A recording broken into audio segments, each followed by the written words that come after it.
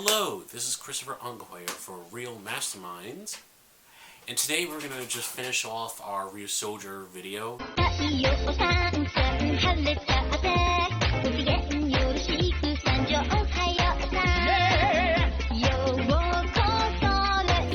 Ryusoulgers started from March 17, 2019 to March 1st, 2020. I initially said that I really did like the series, and when it finished, I did like the series.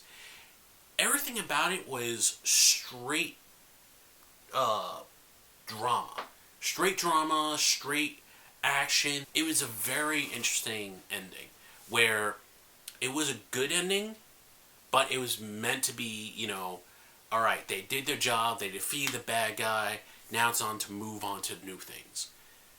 And basically, most of them either went to train on, you know, the new generation, or just went on a journey. And for which the green one actually went on a journey, and the black one was like, please don't go. What a bond to break, I'll be missing you. Kano did not get a girlfriend or a wife, but more or less he's just there now, so it's But each ranger learned something. So Melt, the Knight of Wisdom, became more of an archaeologist, looking for new Ryusou keys, or changers, whatever they like to call it. And Adho, the little girl who's like 110 years old, which is weird, but has a thing for Melt. Ko, he's gonna just travel the world and explore a bunch of things, learn about other cultures. And I can show you the world. Look out into the world and see how it actually goes. A whole new world. The pink one actually became a teacher, so that's something. Black, like I said with green, he was more worried about his little brother than anything else, so he just went and just moved on. But yeah, I definitely say I really did like the series, how it ended, but there we go. The minuses for me: not enough mecha combinations. All you had was either the blue pterodon looking thing either combining with the red one, and that became sort of the ultimate Megazord, but it was not really an ultimate Megazord, it was just a combination. It was very boring. Then you had the Demo Volcano one, which had its own appearance like every few episodes. The combination between the electric and the two raptors, which is basically the white one and the black one. The white one being, I think, space, and the other one's time. Time Force! Time Force! Or galaxy. That's so I'm your big mouth in you, huh? In every Super Sentai, that you have to always have either, you know, certain Megazords that you start out with that combine into one big one, or we'll say a combination. Then you had, like, say, the power-up ones that they get for, like, you know, the special abilities or superpowers that they would achieve at some point, just to at least fight the new bad guys or a new threat that's already still happening, but it's like the new bad guys. But they didn't have that in this one, which is very annoying, because there have been a lot of people actually took the designs and actually altered it. Literally took the figurines and literally mashed them up all together. And we had literally a specific one in particular, which looks a little bit bulky, but it's literally a combination of all of them, minus the movie Megazord. But again, that was one thing that really did tick me off. Another thing, stories that really didn't make any sense. The space alien chicks, who literally suck at singing. The useless Kishiryu Brown. Who the hell are you? Which was literally Guy Sorg, same armor, aka Ryusoulger Violet, but Guy Sorg's armor, but brown. And the thing is, they used the old guy who's supposed to be the mentor, and Satan. He was a joke character. He presented himself like he's going to be like the last line of defense. No, he's not a fighter. He's just a joke. Because it's like, okay, we got a new Ranger. Cool. Because to go back with Guy Sorg and that arc of the Guy Sorg arc, when Guy Sorg originally came onto the scene, he was that random bad guy who was like cool looking, demeanor, always likes to fight. And then we actually get the backstory behind him. The armor is actually a cursed armor that was originally created to fight the Drudons, the bad guys. And the thing is, over a period of time, that armor actually became sentient, in which it actually started taking control of the person who's wearing it.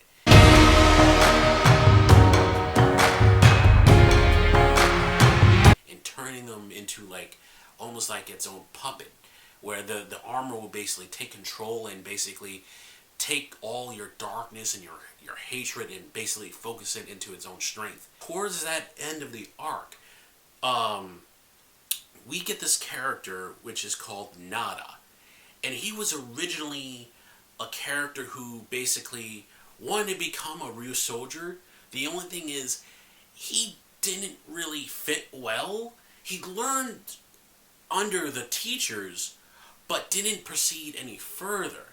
So pretty much, it's like literally a guy who wants to become stronger, but can't. It's like a roadblock for him. So pretty much, that became more of his backstory, where he constantly tried figuring out something to at least become a Ryusoulger, for which he actually took on the cursed armor. But the thing is, it actually took control of him. He was too weak, so it took control of him. So when Nada actually came onto the scene, they actually had like the whole like Jack and Hyde type thing going on, where one scene you see Guy Sorg and you don't see Nada, but then after Guy Sorg is gone, you see Nada again. So pretty much you get the whole like, ooh, want to kill you type thing, and then on going back to like, oh hey, how you doing guys, type of thing. And don't get me wrong, Nada was a good character. He had his moments where he shows like he really wanted to be a Ryusoulger, especially Ryuso Red, because he was wanting to be a Ryuso Ranger, Ryusoulger. The only thing is, it's because of the way he acts. It's because the masters didn't really say, I don't think you're going to be cut out for it. But after meeting the current Ryusoulgers and actually befriending them, that's when the actual armor took control of that moment in time. And we get to see a brutal moment where he actually attacks the Red Ranger. And it was not because out of hatred. It's because the armor took control of him. It literally took his anger that he held deep down, because it's like he sees his predecessors, his little like we'll say lower classmen, basically taking the mantle and showing him that I could have been something like that. I wanted to do, but they lack certain things. They lack certain parts of himself. Like, why can't I do that? That greedy composure took control. The armor took that and enhanced it. And then at that moment in time, the armor actually mentally took control of him without actually transforming, and actually cut down the Red Ranger. Didn't die, because why won't we kill off the Red Ranger? Because of plot points. We don't want to kill off the Red Ranger because he's the main leader. We'd rather heal him a little bit later through an arc where all the Ryusoulgers actually stopped, like, tried to help him, cure the, we'll say, cursed armor. And they did. It was a good episode. I liked it. It was interesting. It brought a lot of, drama that it kind of lacked for certain parts. Because Drudons in itself have their own personalities. Each one unique, Or if anything, the Minosaurs, Monsters of the Week, oh, we're gonna fight them, they have special abilities, oh my god. Kurion, Child, Tankajo, Bully. You were defeated by children! You dare call yourself an Empress of Evil? You are not fit! Gachirus, which is basically an offshoot of Tankajo. No way. He's much like the Bully of Tankajo, but more like a military thing. It's like he wants to get done, he wants to move forward, but of course, he gets defeated. Waizuru, he's the entertainer. I am the entertainer, and I know just where I stand. He likes to be, the spotlight. He wants to be the center of attention. Then we have, we would say, the technical, almost lookalikes, which are Udon and Sadin. Sadin is actually Master Black in disguise, who's basically, he looks like Udon, but with a green helmet. Udon is basically the same structure, but orange. And the thing is that both of them, they look like bishop pieces, because each one of the Drudons actually are pieces of like a chess piece. And the difference between each one of Sudin and Aden, Sadin and Udon, their personalities are a little bit different. One being, he wants to, fight them and basically just completes the mission. Follows orders completely. Sadin is more military. He follows directions, but he's actually smart with it. Because he's Master Black, the Black Ranger's master, hiding in disguise. Because he actually defeated Sadin way back, and pretty much like, you know what? I'm actually gonna be, boop, put on the costume, even though it's like basically like wearing a dead man's skin, which is disgusting. Then we have Precious. She's the maniacal character that when she came onto the scene, actually was a really good villain. Terrifying, menacing, gave a lot of problems. Even led up to Nada's death. That one was, it was a hard episode because a lot of people are suspecting, like, well, we have, like, the armaments, but what about an actual power-up for the Red Ranger? So, what they did with it? Well, we had Nada. He became a good guy right after the armor was cured of its curse. And he became Ryusoulger Violet, the 7th Kyoryuger. Minus the joke one. The 8th. The brown one. Which, in of itself, Gaiso was actually very cool. And then when Nada came on the scene, and became the Indomitable Knight. It was good. He had its, like, one episode, and then fought against the bad guy, which is basically Uden, and pretty much led to the part where Uden literally stabbed him in the gut, but Nada actually freed Ryusoulger Red from the caster, because it was like a whole team-based thing where they were like, alright, we're gonna keep him at bay, go, go, go. It was like a whole thing. I enjoyed that episode entirely. It was sad because they were like, okay, ready? Because you could see the blood come out of the armor. He literally died, and apparently, in order for him to, become like an actual part of the team, he became the power-up, the Max Ryusoulger, which is a better, awesome-looking version. It's like if you actually combined Gaisorg's armor with the Ryusoulger Red's default costume and combined it. It made his style more like, remember, the Red Ranger's style was more wild and, something of like not a refined swordsman, more of like let's say a difficult opponent to fight, because you can't really tell how they're actually going to fight. But it made it so that he became, stronger, because Uden came up and started hitting him. Was like, you killed my friend. Now it's time to defeat you. You killed my people! And he did. He literally basically did the finisher and drilled right through him, killing Uden. And, well, we had a scene which actually is very, very good. They literally had almost like a monument to him, saying that even though he wasn't really like officially a part of the group, what he did, what he was to the group, actually meant something.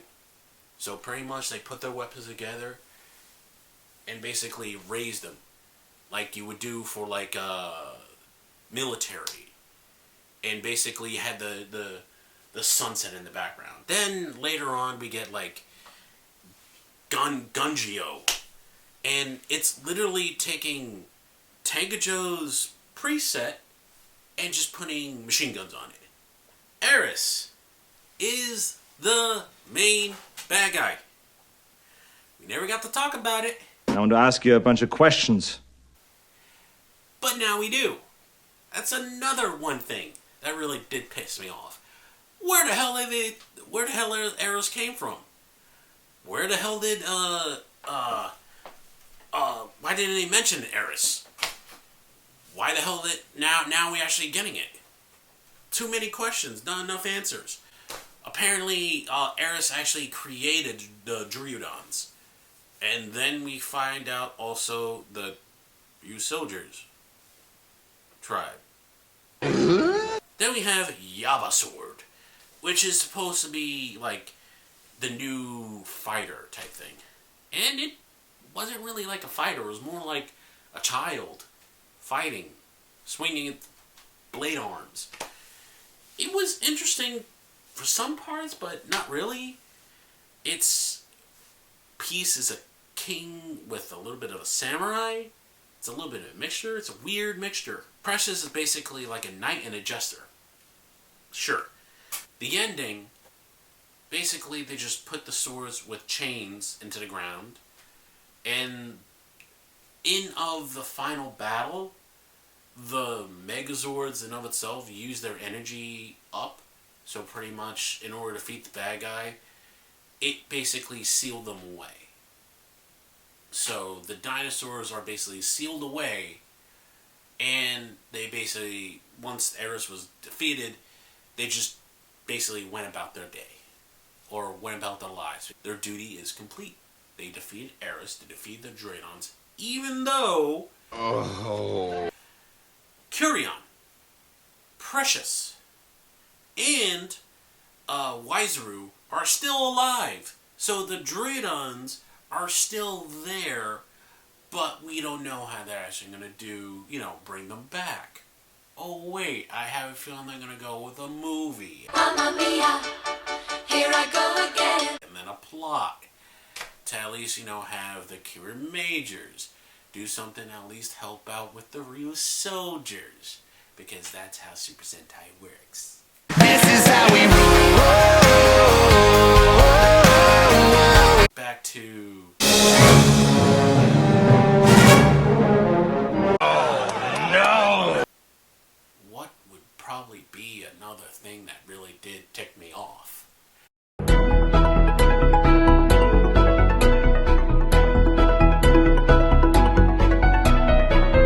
Could it be because we also have certain characters who basically were in a few shots but not really there? Certain things that were never really explained. How, we'll say, random characters appeared for like one episode but never came back for another episode. Kano actually had an ex-girlfriend, or fiance. What is another thing that I could definitely say about this series?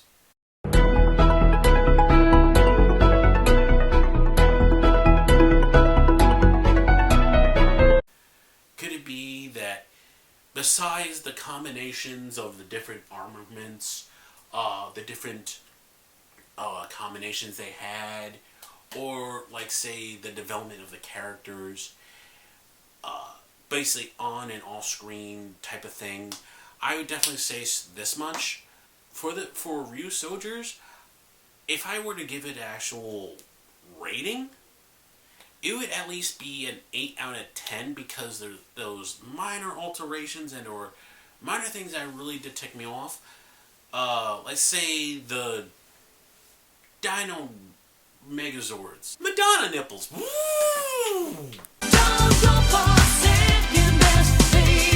Oh, this is embarrassing. Yeah, sure is. Another thing, there was no like big blaster thing that usually happens in Super Sentai, which was weird. They had armaments, they had, other abilities.